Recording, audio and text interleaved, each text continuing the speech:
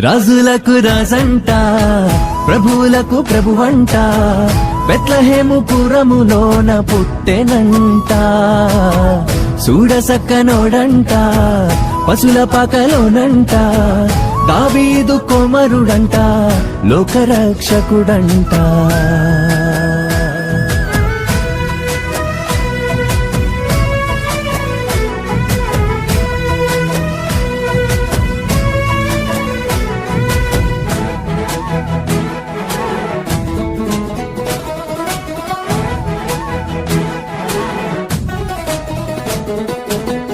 పాపమంత బాపునంట, దోషమంత మాపునంట, కరుణశీలుడా యేసు కనికరించే దేవుడంట.